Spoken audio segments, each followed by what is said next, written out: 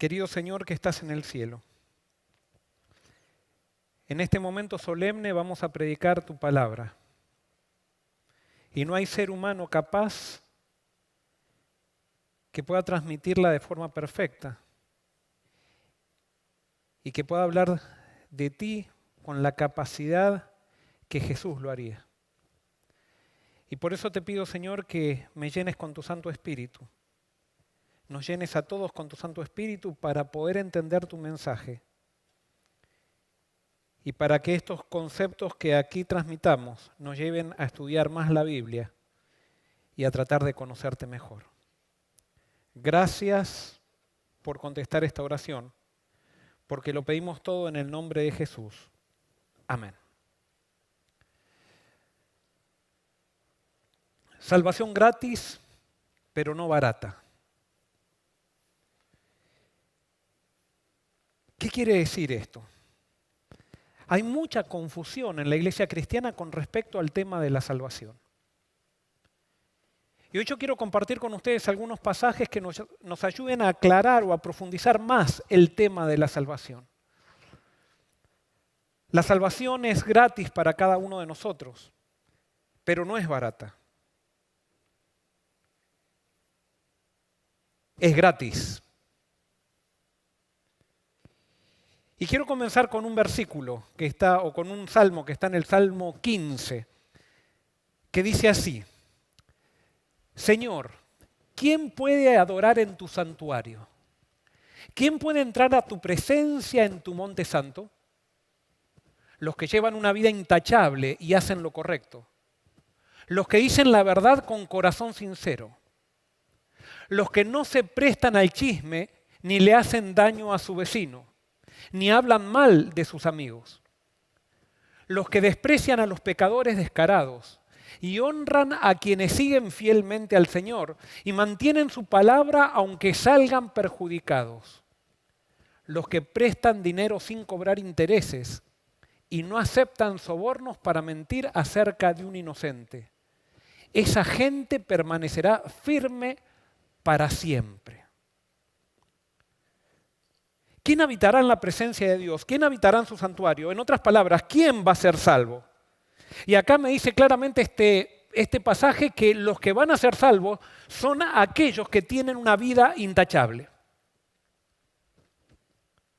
¿Cómo te sientes? ¿Cómo te sientes ante esta lista de requisitos que hace el salmista para aquellos que tienen que estar en la presencia de Dios? Y yo me imagino que si hay alguien que se ha conectado y que mira para atrás en su vida y en su vida ve muchos errores, cuando lee este salmo lo llena de desesperación. Y después puede haber otro que se crea que porque ha tenido una vida muy buena, quizás alcanza esto, pero no creo que alguien pueda decir que realmente vive una vida intachable. Y creo que si alguien dijera eso, todos diríamos que es un soberbio o es un orgulloso.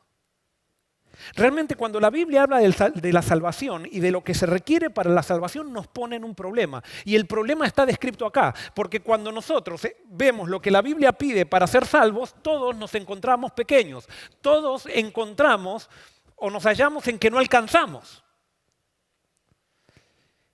Y en el Antiguo Testamento había muchos que pensaban que quizás portándose bien podían llegar a la salvación. Pero ya en el Nuevo Testamento no vemos este concepto. ¿Por qué? Porque una vez que aparece Cristo, todos estos conceptos de querer ganar la salvación por algo que hago, se vienen abajo con el testimonio de Jesucristo.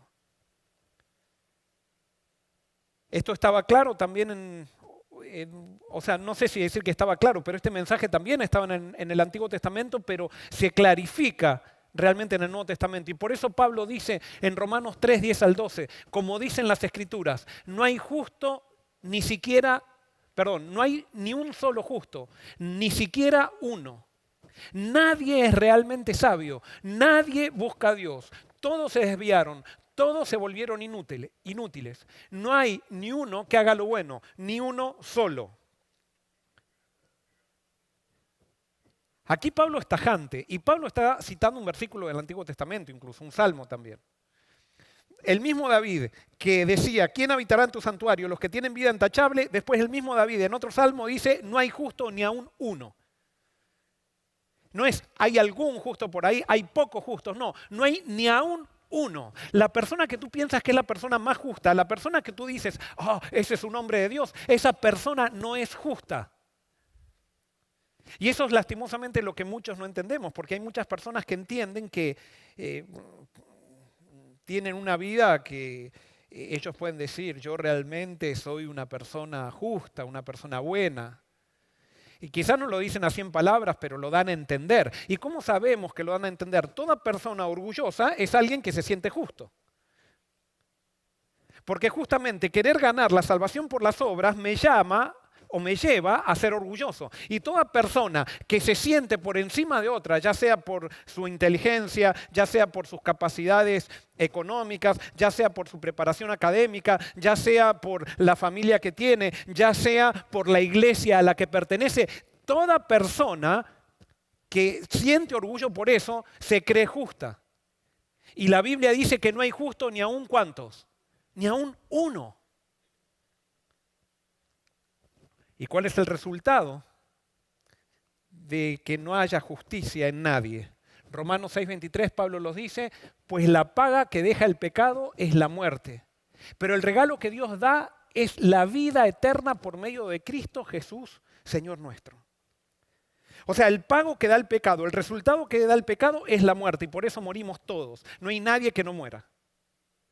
Pero hay un regalo de Dios, dice, un regalo. ¿Qué es un regalo? La paga es algo que yo merezco, pero el regalo es algo que yo no merezco. El regalo es algo que yo no pido. El regalo es algo que me dan porque me lo dan. Si el regalo que me hacen es porque me porté bien, no es un regalo, es una paga. Y por eso en Navidad vieron que muchas veces dicen que Papá Noel le da regalos a los que se portan bien. Eso es una paga, no es un regalo. El regalo se da, la causa de un regalo está en el dador, no en el que lo recibe. Y dice que el regalo de Dios es la vida y por eso la salvación es gratis, pero no es barata. ¿Cómo podemos entender esto? Y voy a leer no lo tengo esto en el internet, una historia que está en el segundo libro de Reyes, capítulo 21. Segundo libro de Reyes. Capítulo 21, es una de las historias a mi criterio más impresionantes de la Biblia. Es la historia de un rey del pueblo de Dios. Un rey que creció en el pueblo de Dios, que conocía acerca de Dios. No era un rey pagano. Y es interesante esta historia. Vamos a ver lo que dice capítulo 21, versículos 1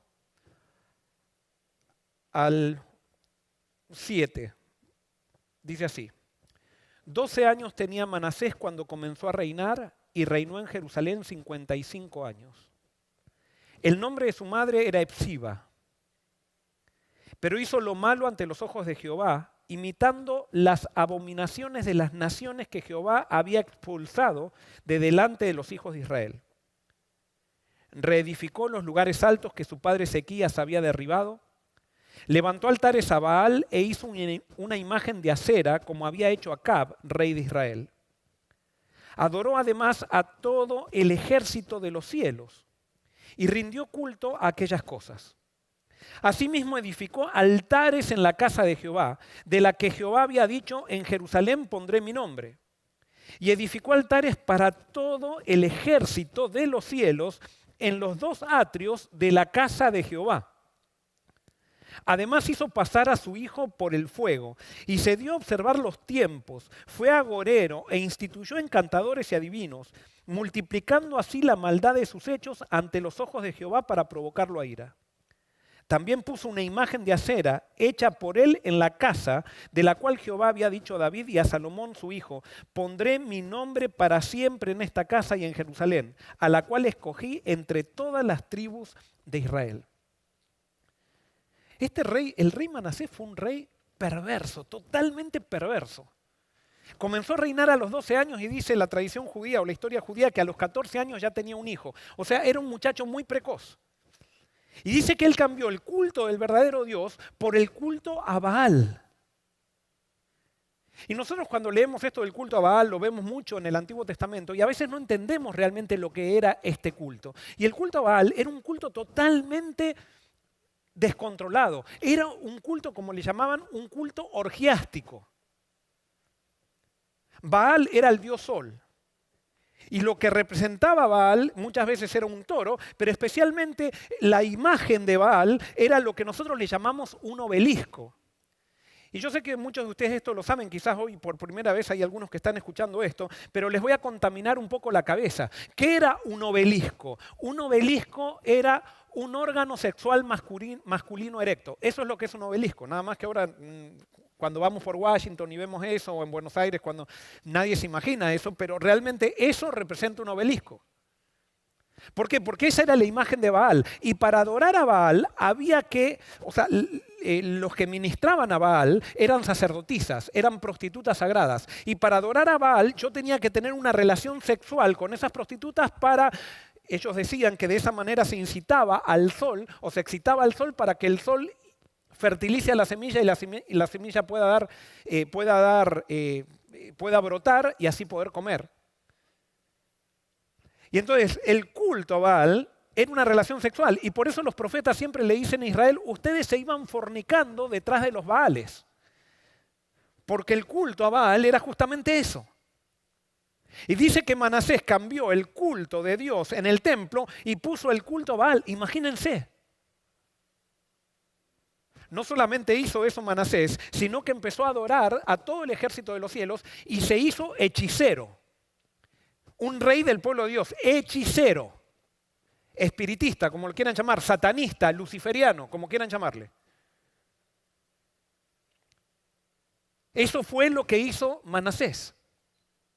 Y como si esto fuera poco, había un dios que se llamaba Moloc, que era metálico y hueco, y se lo llenaba de carbones encendidos hasta que este dios metálico quedaba al rojo vivo y daba una apariencia muy impresionante. Entonces este dios tenía los brazos extendidos, que era un dios metálico, por supuesto, era una imagen metálica, tenía los brazos extendidos, incandescentes, y entonces la gente ponía a sus bebés vivos en los brazos incandescentes y sus bebés morían achicharrados dedicados al dios Moloc.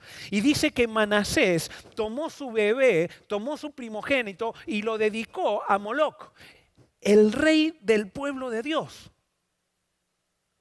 Y no solamente eso, sino que incitó para que Israel, los de Israel también hagan lo mismo. No hubo rey tan perverso como Manasés en el pueblo de Dios.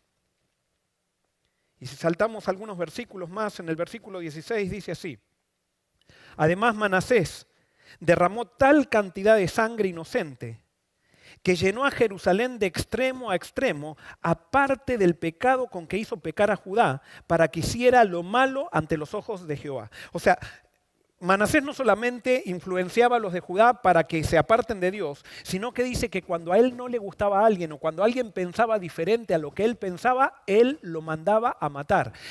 Y hizo correr ríos de sangre en Jerusalén.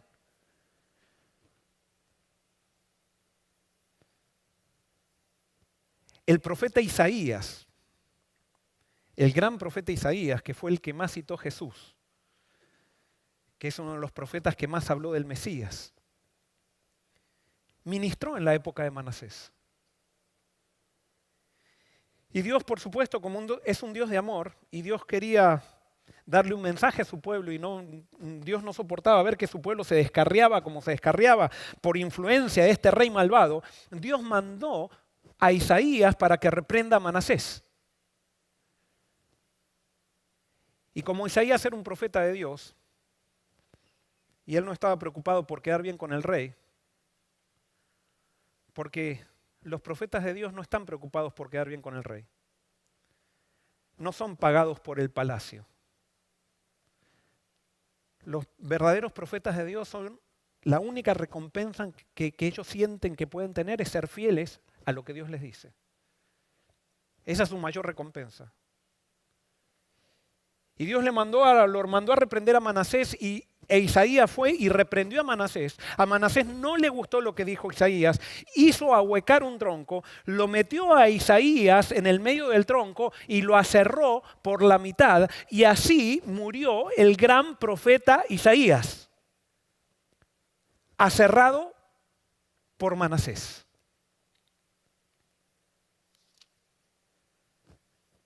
¿Cómo termina la vida de Manasés? Eso está en el segundo libro de Crónicas, en el capítulo 33, versículo 10. Ahora, alguien puede decir, bueno, es que Manasés quizás no fue muy bien enseñado.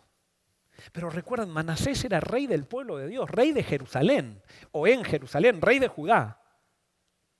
No era que no sabía lo que estaba haciendo. Y fíjense lo que dice segundo de Crónicas, capítulo 33, versículo 10. Y habló Jehová a Manasés y a su pueblo, pero ellos no escucharon. ¿Sabía Manasés acerca de Dios? ¿Sabía que lo que estaba haciendo era malo? ¿Sí o no? Sí. Es más, Dios le mandó el profeta e hizo matar al profeta. Versículo 11 del capítulo 33 de segundo de Crónicas. Dice, por lo cual Jehová trajo contra ellos los generales del ejército del rey de los asirios.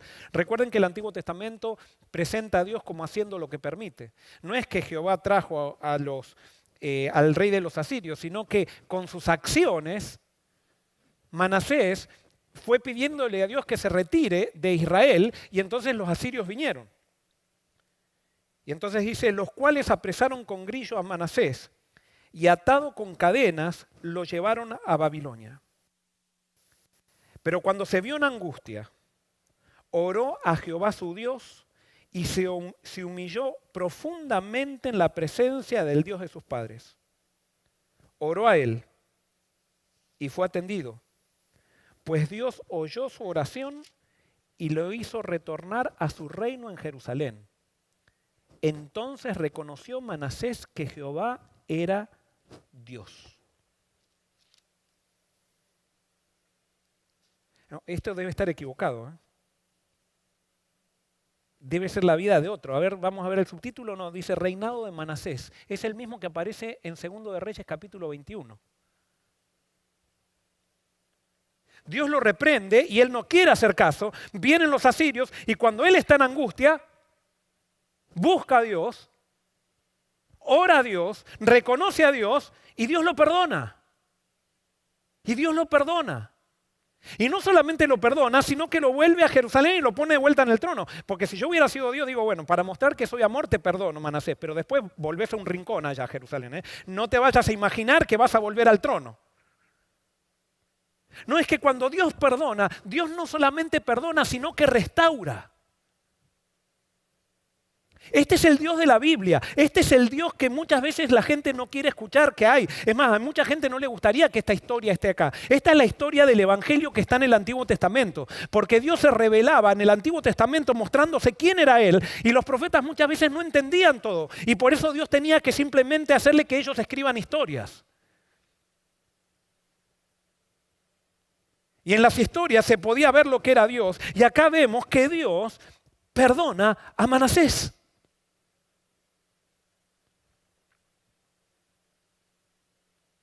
Perdona a Manasés. Y de acuerdo a lo que entendemos, Manasés estará salvo.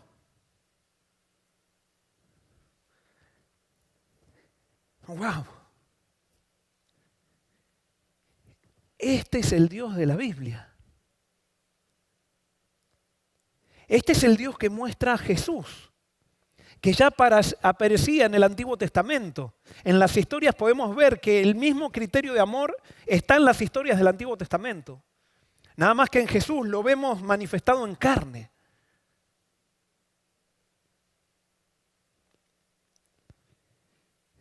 Yo te hago una pregunta.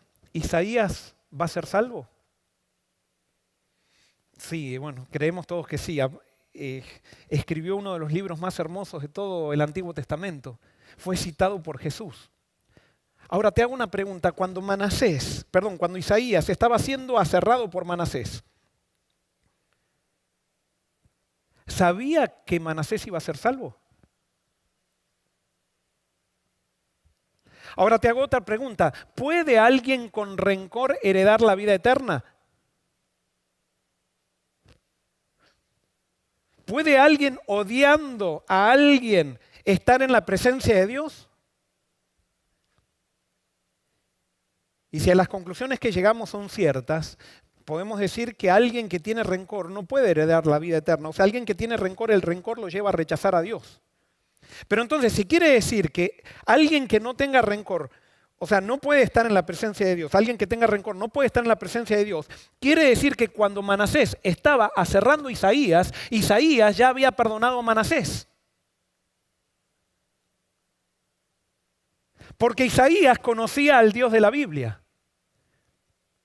Porque imagínate qué sorpresa para el día final, cuando la segunda venida de Cristo y venga la resurrección y Dios resucite a todos y vayan corriendo todos a abrazar a Jesús. Y en eso Isaías va corriendo a abrazar a Jesús y se encuentra que hay alguien corriendo al lado de él que va abrazando a Jesús también y que llega antes que él a los brazos de Jesús y que lo abraza a Jesús. Y cuando él lo ve dice, debo estar equivocado. Y lo tengo así y se da vuelta y es Manasés que está abrazando a Jesús. ¿Va a ser alegría eso para Isaías o va a ser tristeza? Como diciendo, ¿cómo? No, para Isaías va a ser alegría, porque Isaías servía al Dios de la Biblia, no servía al Dios de la iglesia, no servía al Dios que le habían enseñado en el templo, no servía al Dios que le habían enseñado sus padres. Él había conocido al verdadero Dios, y el que conoce al verdadero Dios se alegra por la salvación de los impíos. El que conoce al verdadero Dios no deja de dar testimonio incluso cuando lo están aserrando. El que conoce al verdadero Dios no deja de dar testimonio como Esteban, que le estaban tirando piedras y sin embargo él decía, Padre, no le tengas en cuenta este pecado. Por esas personas hay manaseses que se convierten. Por esas personas hay Saulos de Tarso que llegan a ser apóstoles, Pablo. Y por eso las únicas personas que hacen una diferencia en este mundo no son aquellos que predican, no son aquellos que hacen buenos programas en la iglesia, no son aquellos que bautizan muchas personas, son aquellos que aman. Son aquellos que conocieron al Dios de la Biblia, a un Dios que perdona, a un Dios que no tiene en cuenta el pecado.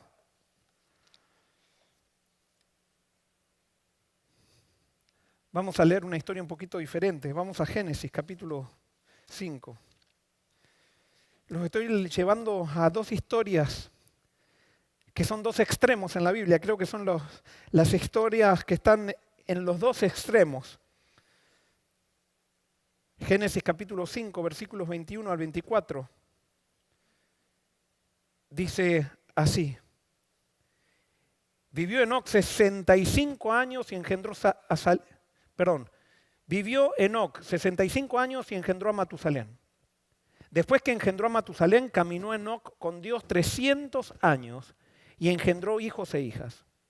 Así todos los días de Enoc fueron 365 años. Caminó pues Enoc con Dios y desapareció porque lo llevó Dios. Qué historia diferente esta. Y qué cortita. A mí me hubiera gustado que haya mucho más. Es más, de Enoc tendría que haber un libro entero. Es más, en la época de los judíos, antes del Nuevo Testamento, hubo alguien que escribió un libro de Enoc, que no era Enoc, pero escribió un libro de Enoc porque decía, ¿cómo alguien que se portó tan bien, alguien que hizo las cosas tan bien no va a tener un libro? Y entonces hay un libro que se llama el libro de Enoc. Pero yo también estoy un poco desconforme porque tendría que haber todo un libro, o sea, 3 libros que sean de Enoc. Si es la persona que más bien se portó. Y miren, solamente se le dedican 3 versículos en la Biblia. ¿En qué época vivía Enoc?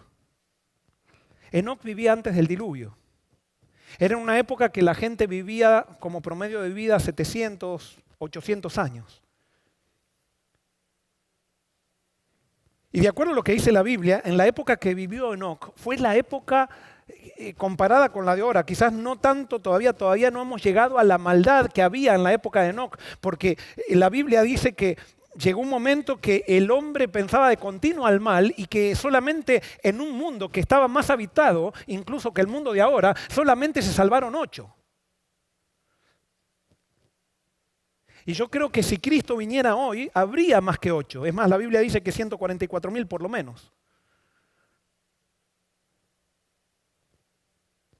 Era un mundo de maldad. Y dice que en ese mundo de maldad, Enoc caminó con Dios. Porque la Biblia cuando dice que alguien vive de acuerdo a los parámetros del reino, lo describe como que camina con Dios. ¿Por qué? Porque es una relación la religión, como nosotros estamos enseñando. La religión no son definiciones doctrinales, la religión no es un credo, la religión no es actividad en la iglesia. La religión es caminar con Dios, es llevar a Dios a todos lados en mi vida, es levantarme con Dios, desayunar con Dios, ir al trabajo con Dios, volver del trabajo con Dios, entretenerme con Dios. Y todo lo hago con Dios. Y cuando yo hago algo sin Dios, eso es pecado. Bueno, Enoc había aprendido a vivir en la presencia de Dios. Y como había aprendido a vivir en la presencia de Dios, la Biblia lo describe como que caminaba con Dios. Escuché al pastor Bullón decir en un sermón que, no sé si era una idea de él o de otra persona que lo leyó él, pero él decía que Enoc caminaba todos los días con Dios y muchas veces pasaban horas caminando. Y un día charlaron tanto, estaban tan entretenidos que Dios le dijo a Enoc, mira, hemos caminado tanto y no nos dimos cuenta, estábamos tan entretenidos que ya estamos más cerca de mi casa que de la tuya. Te llevo a mi casa. Y allí Dios se lo llevó a Enoc a su casa y se quedó para siempre. Yo te hago una pregunta que va a parecer tonta. ¿Enoc va a ser salvo? Sí, por supuesto, ya está salvo. Pero entonces ahora viene la pregunta más importante, que nos tiene que ayudar a definir el tema de la salvación. ¿Quién se merecía más la salvación? ¿Enoc o Manasés?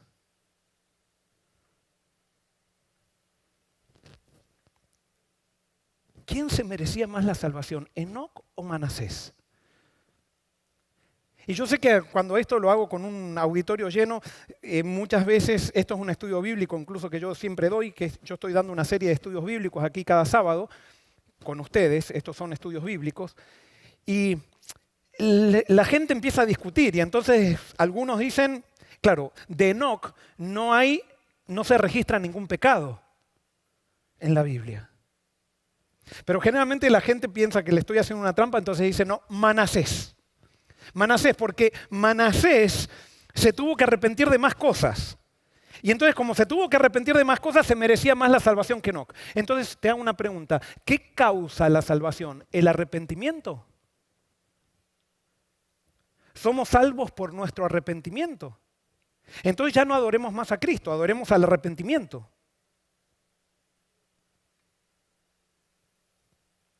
Y otros dicen, y eso generalmente los adventistas de cuna, aquellos que tienen familias tradicionales, que han plantado iglesias en el pasado, no les gusta la historia de Manasés, no les gusta para nada. Ellos piensan que es una excepción en la Biblia, que está escrita ahí para mostrar el amor de Dios, pero que Dios va a perdonar así como perdonó a Manasés. No, eso lo perdonó en la historia una vez, pero no perdona a todos así. ¿Por qué? Porque si no vas a pensar que la salvación la gracia es barata. Y no entienden lo que es gracia barata. Hoy vamos a entender lo que significa gracia barata. Pero entonces esas personas dicen, no, Enoc se merecía más la salvación. Y yo te hago una pregunta, ¿se merecía más la salvación Enoc o Manasés? Y entonces ante estas preguntas mucha gente dice, los dos se merecían la salvación. Y yo te hago una pregunta, ¿será que los dos se merecían la salvación? ¿Qué decía la Biblia? La Biblia decía, los primeros versículos que dijimos, que solamente se salva el que tiene vida intachable. Pero entonces había otro versículo que decía, no hay justo ni aún uno. Quiere decir que si solamente se salva el justo, aquel que tiene vida intachable, ¿Manasés tenía vida intachable y era justo? No. Por supuesto, lo vimos en la historia que aparece en la Biblia, que le da 2 libros le dedican a la historia de Manasés. Y entonces la pregunta es, ¿Enoc era justo? Y entonces muchos dicen, y claro, porque a la Biblia no señala ningún pecado de Enoc. No importa que la Biblia no señale ningún pecado de Enoc. La Biblia dice que Enoc era un ser humano. Y si la Biblia dice que no hay justo ni a un uno, quiere decir entonces que Enoc había pecado. Y si Enoc había pecado, ¿él qué se merecía? Se merecía la muerte, él no se merecía la salvación. Quiere decir entonces que ni Enoc ni Manasés se merecían la salvación. La Biblia dice que no hay nadie que se merezca la salvación. ¿Por qué? Porque las exigencias de la salvación son imposibles para el ser humano. Las exigencias de la salvación exigen que para que alguien se salve no haya pecado jamás y que guarde la ley de Dios perfectamente. Y no hay nadie que guarde perfectamente la ley de Dios, o quizás haya alguien que la guarde perfectamente, pero nadie puede decir que vivió sin pecar nunca. Por lo tanto, ante esa situación, ante las condiciones de la salvación, todos, absolutamente todos, estamos perdidos. Y es por eso que la Biblia dice, y lo dice bien claramente Pablo, cuando entendemos esta verdad, no hay orgullo. No hay orgullo. ¿De qué te sientes orgulloso? Y entonces, ¿por qué se salvaron Enoc y Manasés? ¿Por qué fueron perdonados Enoc y Manasés? ¿Gracias a quién se salvaron? Bueno, la Biblia dice no hay justo ni un uno. Pero gracias a Dios hay una excepción. Hay un ser humano que fue justo. Hay un ser humano que nunca pecó. Y hay un ser humano que se merece la salvación. ¿Y quién es ese ser humano? ¿Quién es el único ser humano que se merece la salvación? Ese ser humano se llama Jesús.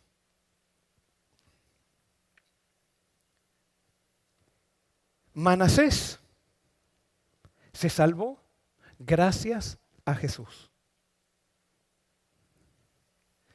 Y Enoc no se salvó gracias a que caminó con Dios. No se salvó gracias a que se portó bien. Enoc se salvó también gracias a Jesús.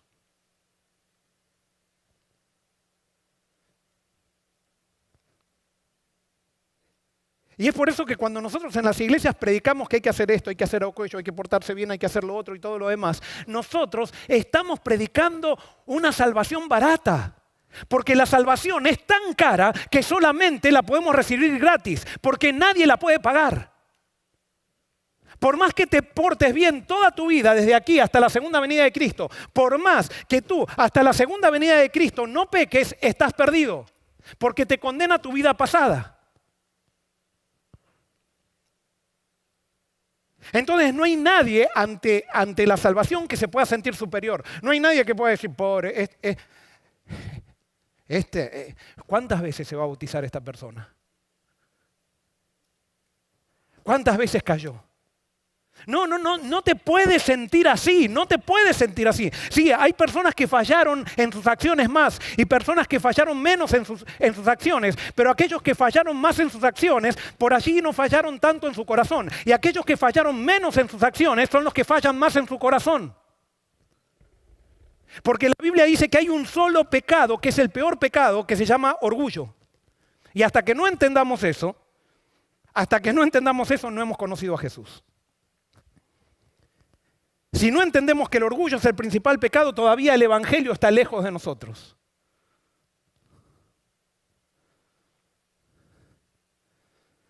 Pero ¿cómo es que Enoc y Manasés se salvaron gracias a Jesús? Bueno, ahora vamos a entender la dinámica de nuestra salvación o de la salvación. Y ahora vamos a ir a versículos que están allí en la Biblia.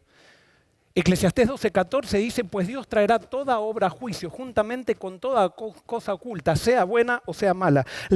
Toda la Biblia nos dice que Dios al final va a hacer un juicio, pero quiero decirte algo, y acá hay algo que tenemos que entender. Si Dios es un Dios de amor, si Dios es un Dios que no cambia, el juicio que hace Dios no es para perdición. Dios hace un juicio para salvación. Nada más que cuando nosotros leemos juicio, enseguida nos sentimos condenados y enseguida pensamos que Dios hace un juicio para condenar. Cuando vimos que Jesús le dijo a Nicodemo que Dios mandó a su Hijo al mundo no para condenar, sino para salvar. Entonces, si Dios le entrega a su Hijo el juicio, y el juicio es del Hijo, el juicio que hace el Hijo no es para condenar, sino para salvar. Pero nosotros cuando enseguida leemos estos versículos, enseguida leemos juicio y decimos condenación. No, Dios hace un juicio para salvar, porque Dios no quiere que nadie se pierda, y eso lo dice toda la Biblia. Pero tenemos un Dios tergiversado en la cabeza que no hemos conocido. Es el Dios de la institución, el Dios de nuestros padres, el Dios de nuestra iglesia, el Dios de la escuela sabática de niños, que nos enseñan que Dios va a condenar. Que Dios al que no se porta bien al final va a condenar. Y más vale que te entregues antes que te encuentres con la mirada de Dios, que te mira y te va a condenar. Y entonces alguien dice, y lean Apocalipsis capítulo 6, cuando dice la gente, y yo ya lo dije en el sermón pasado, pero la gente dice, escóndanos de la ira del Cordero. Y entonces uno dice, cuando la gente esa que dice, escóndanos de la ira del Cordero, y uno lee en el Apocalipsis, ¿y dónde ve al Cordero irado en el Apocalipsis? En ningún lado. Pero los pecadores ven a Dios airado y por eso los que predican a un Dios airado están lejos del Dios de la Biblia. Todavía no conocieron al Dios del Evangelio, todavía no conocieron al Dios que muestra Jesús. Pero la Biblia dice que Dios traerá toda obra a juicio juntamente con toda cosa oculta, sea buena o sea mala. Y por supuesto, tendríamos mucho tiempo que hablar de esto, pero entonces la Biblia dice que ese juicio va a ser hecho en función de registros. Cada uno de nosotros tiene un registro en el cielo. Cada uno de nosotros tiene un registro de su vida. Todo, absolutamente todo lo que tú hiciste y lo que yo hicimos está registrado en el cielo. La Biblia dice libros, en realidad la Biblia dice hay rollos en el cielo, porque cuando escribió Juan el Apocalipsis había rollos nomás. Si hubiera sido escrita hoy la Biblia diría hay registros electrónicos en el cielo de tu vida, está toda tu vida filmada, todo lo que tú hiciste que nadie te vio, todo lo que tú hiciste y le dijiste a la persona que nadie sabe, todo está allí, todo. Todo está registrado en el cielo. No hay nada oculto que no esté, o sea, que no se haya visto. Todo está allí.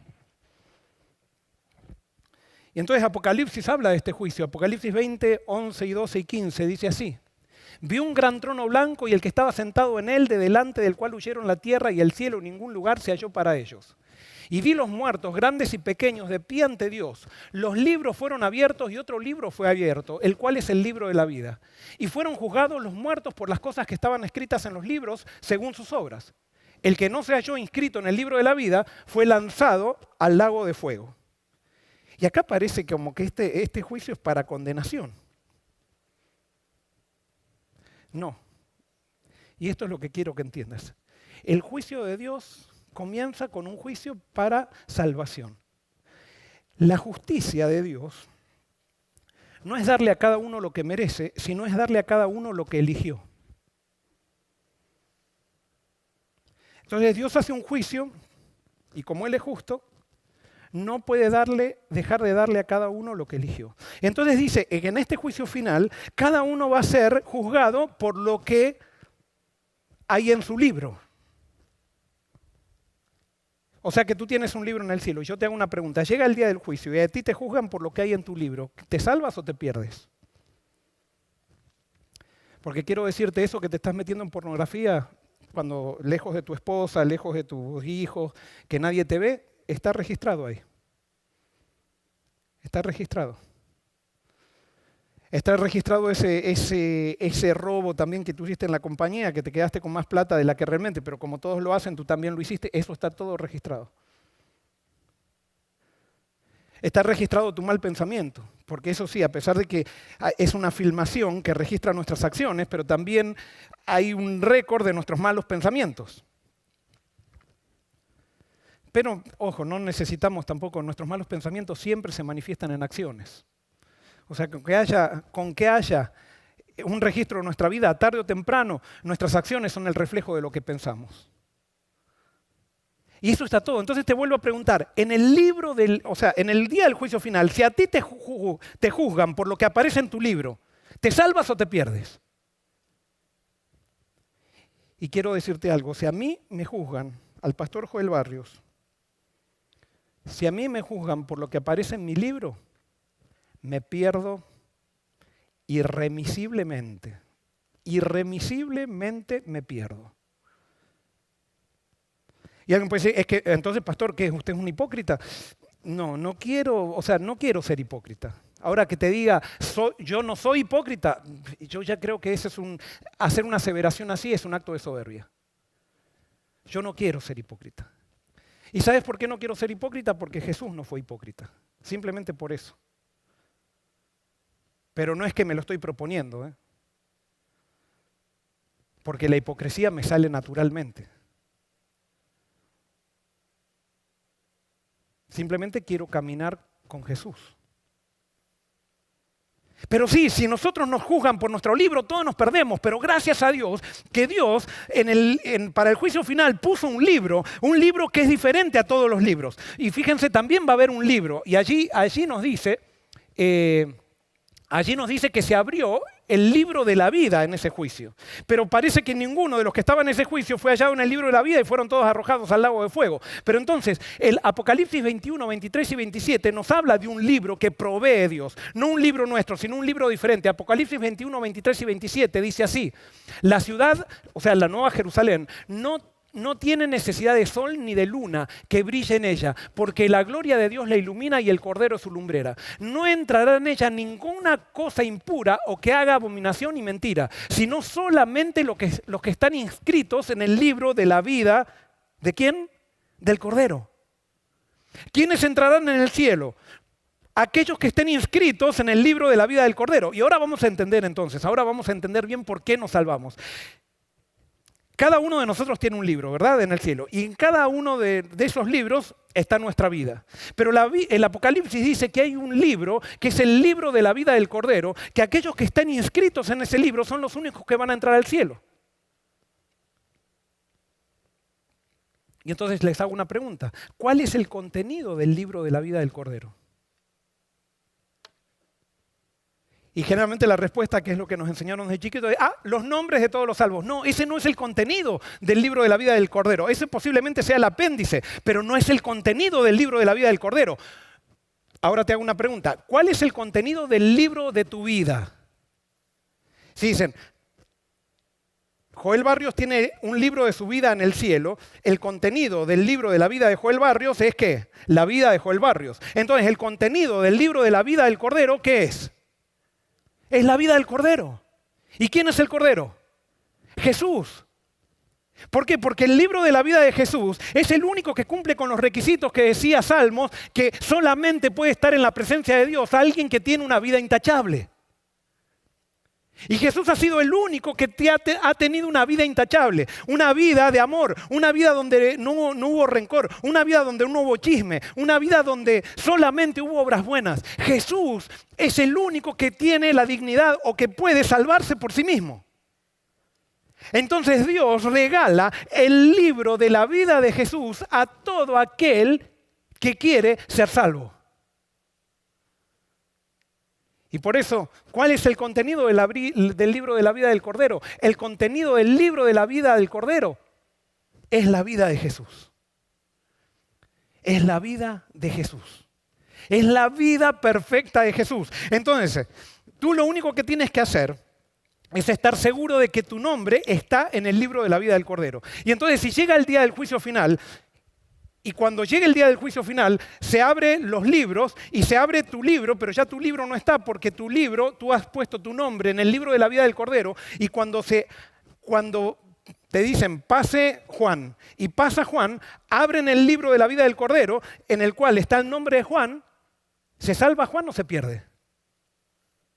¿Se salva Juan o se pierde cuando abren el libro de la vida del Cordero? Se salva.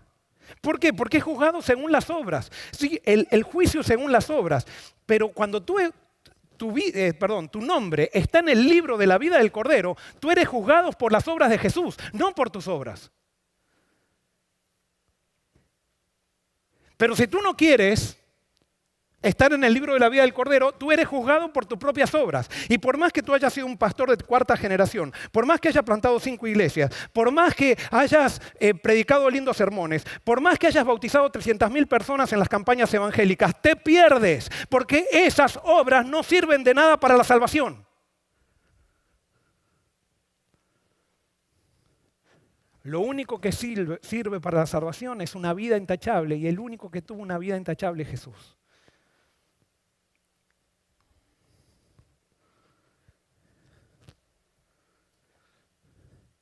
¿Te das cuenta por qué somos salvos gracias a Jesús?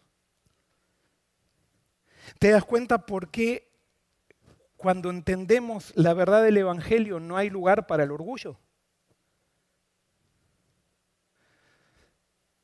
Porque nosotros pensamos que el borracho no tiene tanto.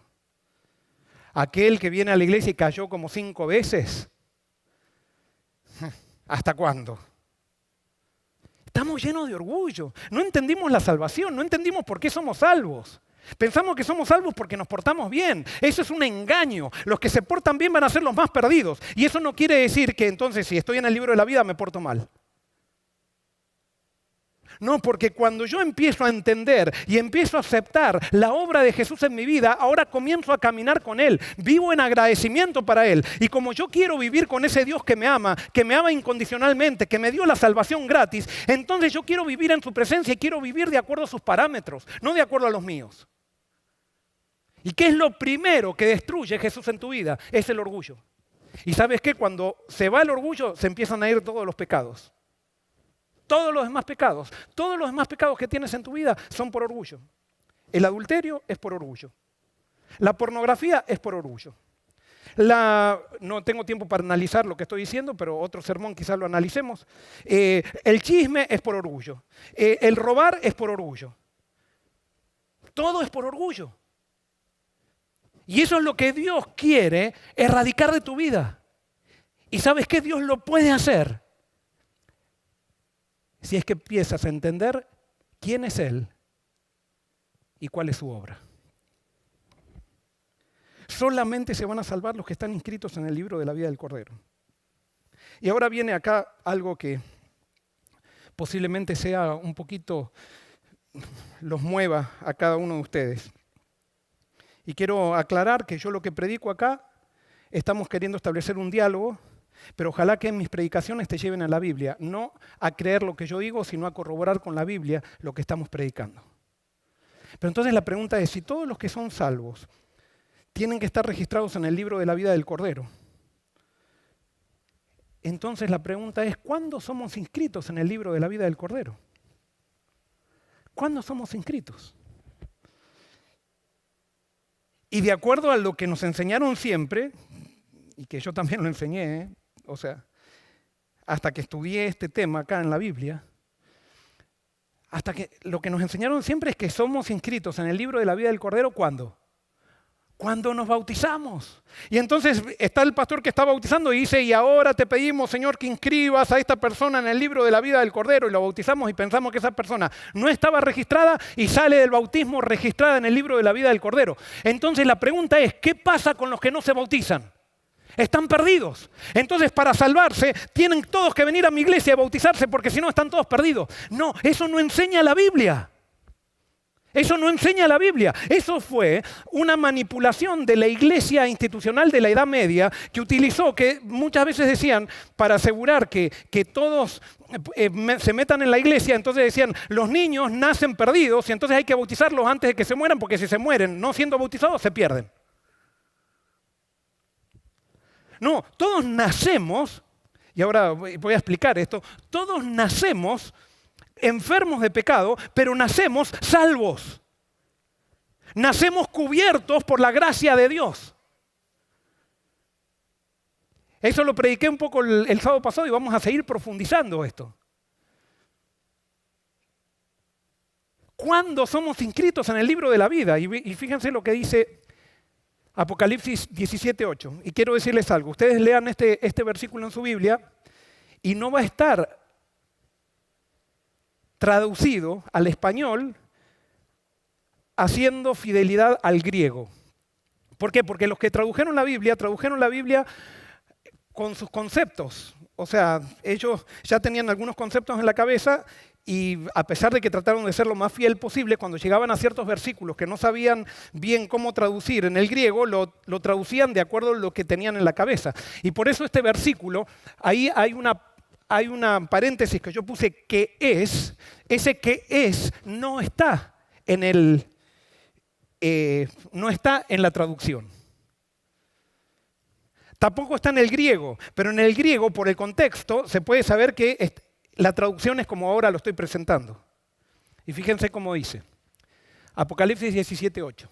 La bestia que has visto hiera y no es, y está para subir del abismo e ir a perdición. Los habitantes de la tierra, aquellos cuyos nombres no están escritos en el libro de la vida, que es desde la fundación del mundo, se asombrarán viendo a la bestia que era y no es y será. La pregunta es, de acuerdo a este versículo, ¿cuándo se escribió el libro de la vida? El libro de la vida del Cordero se escribió desde antes de la fundación del mundo. Y entonces acá lo que nos da a entender este versículo es que los nombres de aquellos que están escritos en el libro de la vida del Cordero, que han sido inscritos allá, están inscritos allí desde antes de la fundación del mundo. ¿Qué quiere decir esto? Dios es omnisapiente y Él sabe todo lo que va a existir. Entonces, Él en su omnisapiencia, antes de crear este mundo, registró en el libro de la vida del Cordero a todos los que van a existir en este mundo. Porque Él sabía que en este mundo iba a ser engañado y iba a caer. Y entonces Dios se hace responsable y por gracia incluye a todos en el libro de la vida del Cordero. Incluye a todos los que van a existir. Entonces, en el juicio final, Dios no hace un juicio para meter gente en el libro de la vida del Cordero, sino que el juicio final es para ver quién no quiere estar en el libro de la vida del Cordero, quién no quiere recibir ese regalo que recibió desde el nacimiento y que no quiere esa gracia, que no quiere vivir con el Cordero. Entonces, el que no quiera, Dios lo va a sacar, respetando la libertad. Pero no es que Dios está viendo a ver si me porto bien para ponerme en el libro de la vida del Cordero. Dios está viendo a ver si tengo fe para ponerme en el libro de la vida del Cordero. Si fuera así, yo me salvaría por mi fe. Y yo no me salvo por mi fe, yo me salvo por gracia, solamente por Jesucristo. Hay gente que piensa que cuando se arrepiente o cuando se bautiza, entonces Dios lo pone en el libro de la vida del Cordero. Si fuera así, me salvaría por mi arrepentimiento. Y yo me salvo por gracia. Sin haberla pedido a la salvación, Dios me la regala. Todos nacemos ya con la salvación, predestinados para salvación. Y fíjense si esto no es así. Fíjense lo que dice Jeremías 1, 4 y 5. Dice, vino pues palabra de Jehová a mí diciendo, antes que te formara en el vientre te conocí, y antes que nacieras te santifiqué. Te di por profeta a las naciones. O sea que Dios ya conocía a Jeremías antes de que fuera concebido. Quiere decir que Dios ya había puesto en su libro a Jeremías antes de que fuera concebido. Y voy a decir algo. ¿Qué va a pasar con todos estos niños que son abortados? Van a estar en el cielo. ¿Gracias a quién? ¿Gracias a que no pecaron? No es gracias a que no pecaron. Gracias a que Dios los registró en el libro de la vida del Cordero. Y por eso puede haber madres que tomaron malas decisiones, pero van a poder reencontrarse con esos niños que no quisieron tener. Algunas no quisieron tener porque no les gusta tenerlo, otras no quisieron tener porque fueron presionadas por las circunstancias, otras no quisieron tener porque en un momento de confusión lo hicieron. Pero va a haber muchos niños, por lo menos en la Tierra Nueva, que van a estar sin sus madres. Es más, todo está calculado por Dios. Y todo lo que hizo Dios es para salvación. Efesios 1, 3 al 6 dice, bendito sea el Dios y Padre de nuestro Señor Jesucristo, que nos bendijo con toda bendición espiritual en los lugares celestiales en Cristo. Y escuchen bien, versículo 4. Según nos escogió, ¿cuándo? En Él, o sea, fíjense que no dice, nos escogió porque se portaron bien, porque se arrepintieron, porque eran el pueblo de Dios. No, según nos escogió en Él, o sea, nos puso en el libro de la vida del Cordero, antes de la fundación, ¿de cuándo? Del mundo, para que fuéramos santos y sin manchas delante de Él. Por su amor nos predestinó para ser adoptados hijos suyos por medio de Jesucristo, según el puro afecto de su voluntad, para alabanza de la gloria de su gracia, con la cual nos hizo aceptos ¿en quién? Aceptos en Jesús. Eso significa estar registrados en el libro de la vida del Cordero. Soy acepto no por mis obras, no porque me porté bien, sino soy acepto por las obras de Jesús. A mí me parece espectacular esto, hermanos. Es hermoso. Esa es la gracia de Dios. Dios quiere que todos se salven y ha hecho la salvación gratis, pero no barata. Porque es gratis para nosotros, pero sumamente cara para Dios. Sumamente cara para Dios. Pero hay personas que empiezan a enseñar. Aquellos que predican la fe o que predican el amor están enseñando gracia barata. Mentira, gracia barata es cuando empezamos a decirle a la gente que se tiene que portar bien y que por sus obras puede ganar la salvación. Eso es gracia barata. Porque la gracia de Dios es tan cara, la salvación es tan cara que por tus obras no vas a ganar nunca la salvación de Dios. Cuando predicamos las obras estamos predicando gracia barata. No nos confundamos. No es cuando predicamos el amor de Dios que predicamos gracia barata. Es cuando predicamos la salvación por las obras. Y es por eso que hay tanta corrupción en la iglesia. Por los predicadores que predicamos salvación por las obras. Porque la salvación por las obras lleva al orgullo. Entonces yo me siento mejor que aquel que come queso. Me siento mejor que aquella que usa prendas. Me siento mejor que aquel que porque toco órgano de tubos y no toco batería en la iglesia. Me siento mejor que todos aquellos que marcan una diferencia y yo soy mejor que todos. Y creo que me salvo por mis obras. Te vas a perder por tus obras. Te digo, te vas a perder. Pero quiero decirte algo, todavía estás registrado en el libro de la vida del Cordero. Y Dios nos va a dar a todos una oportunidad. En nuestra vida nos da una oportunidad si queremos seguir registrados o no queremos seguir registrados en el libro de la vida del Cordero. Y cada uno de nosotros tiene que tomar una decisión en su vida. Y si no tuvo la oportunidad de tomar esa decisión, quedará registrado. Quedará registrado, porque ese es el amor de Dios, porque la salvación es por gracia. La Biblia no nos da ninguna referencia a que en algún momento de nuestra vida seamos inscritos en el libro de la vida. Pero sí nos dice que podemos ser borrados. En ningún lado la Biblia dice, solamente lo que leímos, que dice que el libro de la vida se escribió antes de la fundación del mundo, pero en ningún lado dice que Dios dice, te voy a poner en el libro de la vida. Alguien se bautizó y fue registrado en el libro de la vida. No.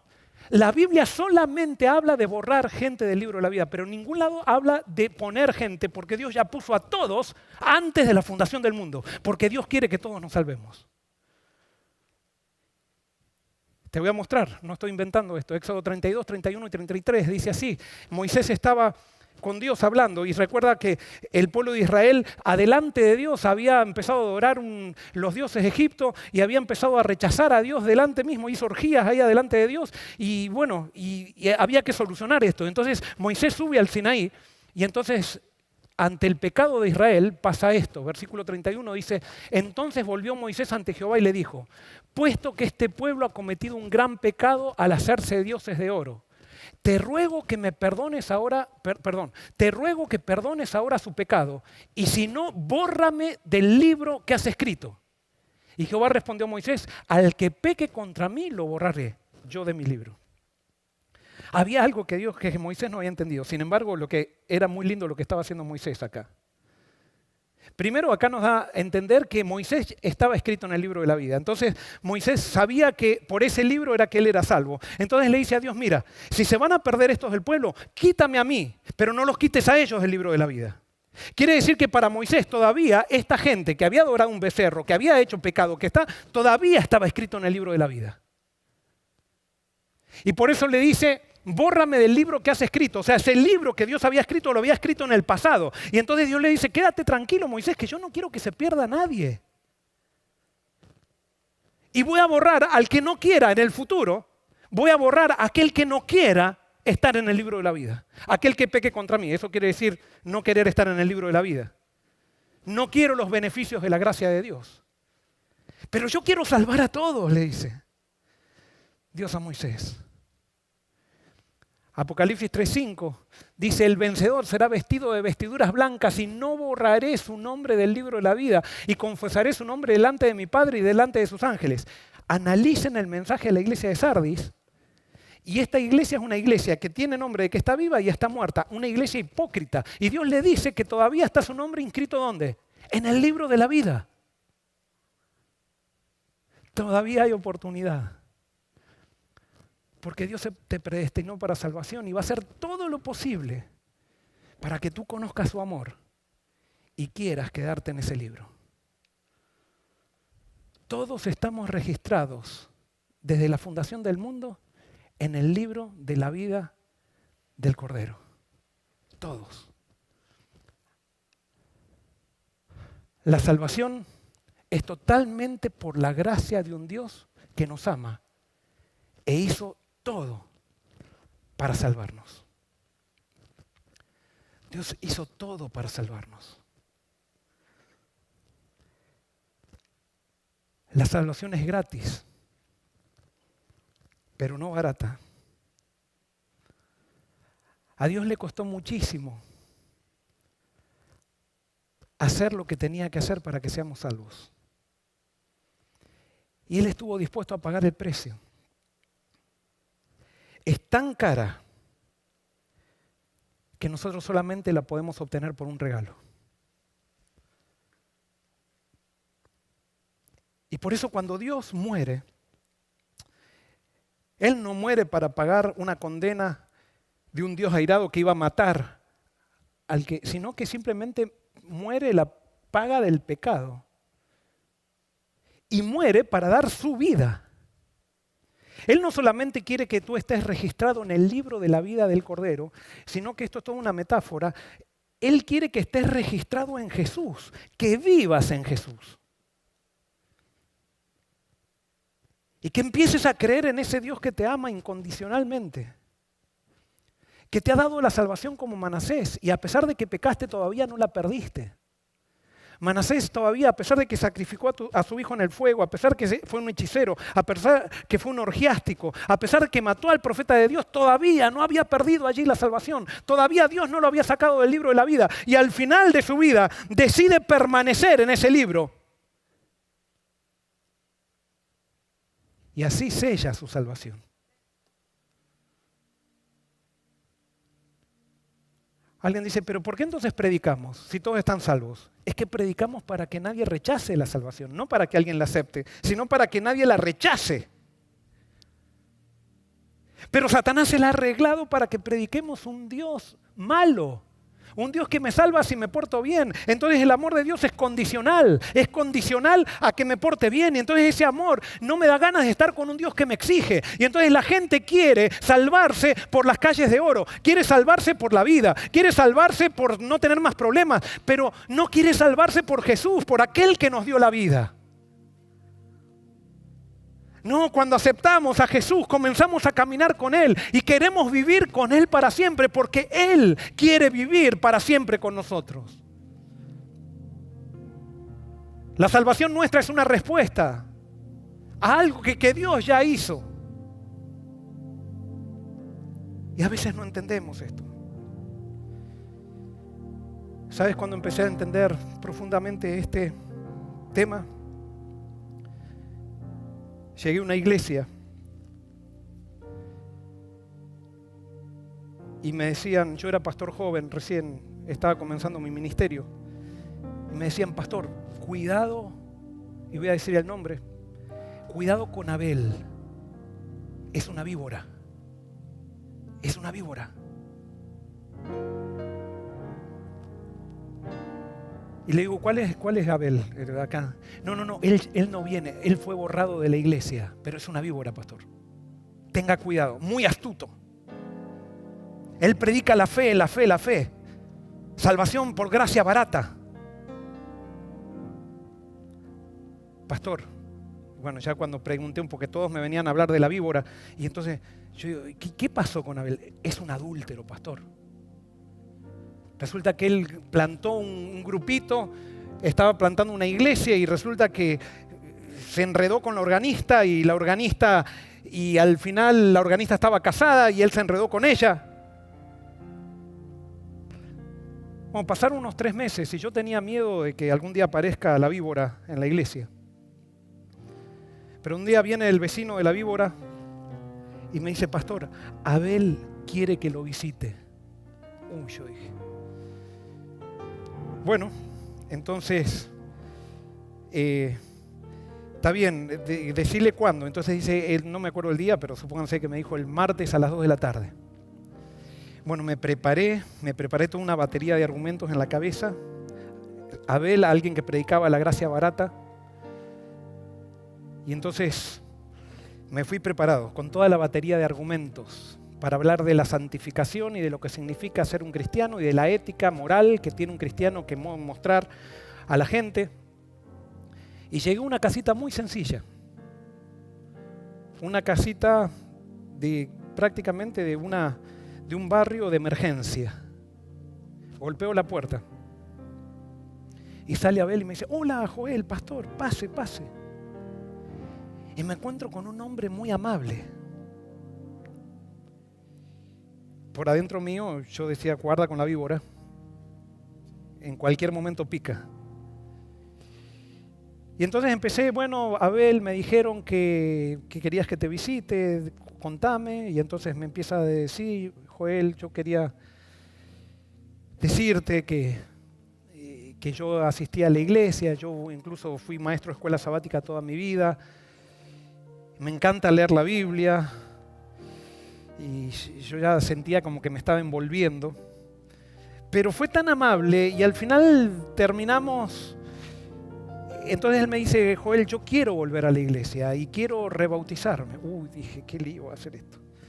Pero dije, muy bien, Abel, si vos querés rebautizarte, vamos a empezar a estudiar la Biblia de vuelta.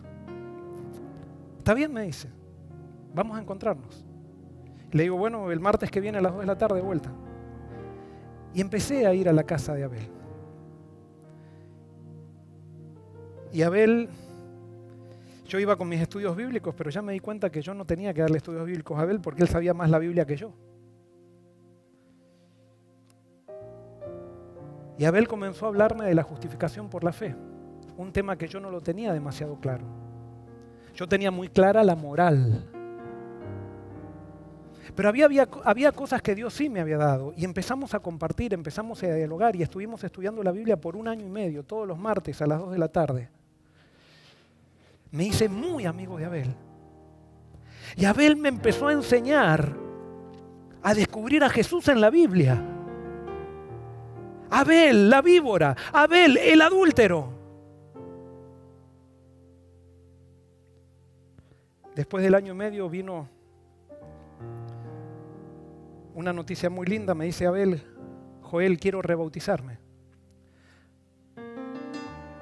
Perfecto, y yo como no era pastor ordenado tenía que pedir permiso para que lo vengan a bautizar, yo no lo podía bautizar. Y entonces cuando pido permiso a la iglesia principal, al señor pastor de la iglesia principal, la iglesia se reúne en junta y la iglesia da un terminante no, que Abel no se puede rebautizar. Entonces yo pregunto, ¿por qué no se puede rebautizar? No, porque él es una víbora, o sea, él ha caído y él es alguien que predica la gracia barata. Yo a esta altura ya había empezado a conocer mucho más de Abel, ya éramos amigos con Abel y en un momento me dice, Joel, ¿sabes qué? Yo quiero decirte, ¿sabes por qué yo predico a Cristo?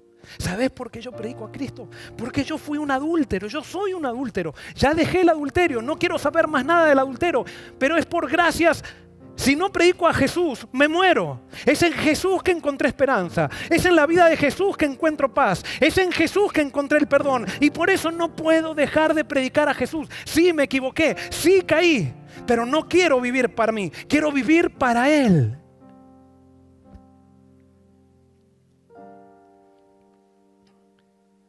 Hablé con el pastor. Y el pastor dijo, Joel, está bien, vamos a darle el permiso para que se bautice Abel. Pero resulta que después me mandaron mensajes de la iglesia central que me dijeron que el día que se bautice iban a mandar una delegación de gente para prohibir el bautismo. Un montón de amenazas. No de gente mala, gente mal enseñada, como yo había sido mal enseñado. Gente que no conocía a Dios. Y entonces, en la semana antes del bautismo, me dice Abel, Joel, el pastor me llamó y me hizo la siguiente llamada. Abel, Joel y yo nos estamos jugando la cabeza por vos. Así que te vamos a bautizar, pero guarda de aquí qué es lo que pasa para más adelante. Y en ese momento, Dios en ese 1 año y medio ya me había dado una revelación de su carácter y le dije, no, Abel, perdóname. Acá nosotros no nos estamos jugando por vos. Nadie se está jugando por vos. El que se está jugando por vos es Jesús. No soy yo, no es el pastor, nadie se está jugando al bautizar a alguien, porque ni yo estoy seguro con mi vida, aunque sea pastor, ni vos. La única seguridad la tenemos en Cristo. Pero se armó tanto escándalo en la iglesia, en ese distrito, que al final Abel me dijo: Joel, ¿sabes qué? Voy a posponer mi bautismo para más adelante, para no causar tanta división en la iglesia. Lastimosamente, muchas veces las iglesias se dividen porque no entienden el Evangelio. Las iglesias se dividen porque no conocen al Dios de la Biblia, a un Dios que está dispuesto a perdonar el adulterio, que está dispuesto a perdonar el aborto, que está dispuesto a perdonar el chisme y que está dispuesto incluso a perdonar el peor pecado, que es ese orgullo que sentimos porque nos portamos mejor que otro, que lo ponemos al otro como si fuera peor que nosotros. Ese es el peor pecado, que hasta ese pecado Dios está dispuesto a perdonarlo. Pero tenemos que conocerlo. Abel, pasaron unos años y escuché que se bautizó. No tuve la oportunidad de ser testigo de su bautismo. Y Abel hace 3 años murió. Pero yo le agradezco a Dios porque en algún lugar de mi vida, de mi peregrinaje, me cruzó con esa víbora. Me cruzó con ese adúltero que había encontrado en Jesús el perdón, que lo había creído, lo había aceptado y había sido transformado. Alguien que me enseñó que en Jesús, solamente en Jesús, está la salvación. Te invito hoy a que tú también lo aceptes, a que tú hoy te des cuenta de que estás todavía salvo y simplemente empieces a entregarte a Él para sellar tu salvación y poder estar con Él por la eternidad. Que Dios te bendiga.